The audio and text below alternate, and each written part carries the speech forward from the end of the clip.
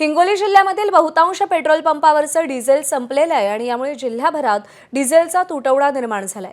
सध्या शेतामध्ये पेरणीपूर्व मशागतीची कामं मोठ्या प्रमाणात सुरू असून ट्रॅक्टरसाठी डिझेलची मागणी केली जाते आणि त्यामुळे अनेक ठिकाणी पेट्रोल पंपावर डिझेल खरेदीसाठी आता मोठ्या प्रमाणात शेतकऱ्यांच्या रांगा लागल्याचं पाहायला मिळत आहे। त्याचबरोबर वाहनांसाठी सुद्धा डिझेल मिळत नसल्यानं शेतकऱ्यांसोबतच वाहन चालक सुद्धा संतप्त झालेत। आढावा घेतला आमच्या प्रतिनिधींनी, पाहूया।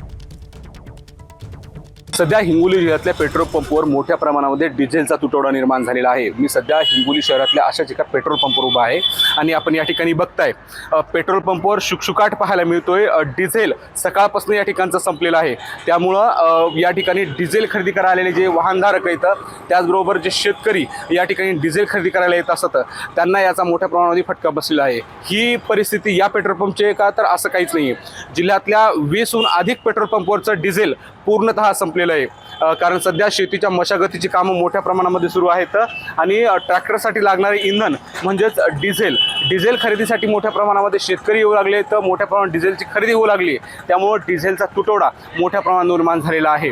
परिणामी शेतीची कामं सुद्धा मोठ्या प्रमाणामध्ये खोळंबलेली आहेत।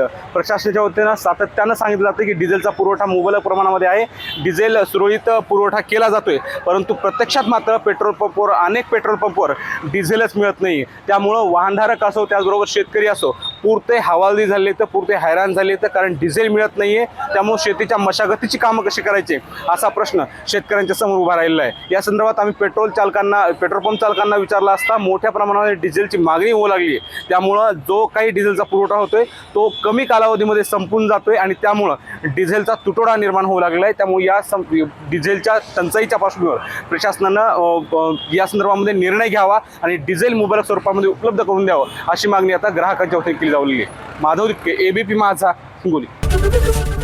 एबीपी माझा, उघडा डोळे बघा नीट।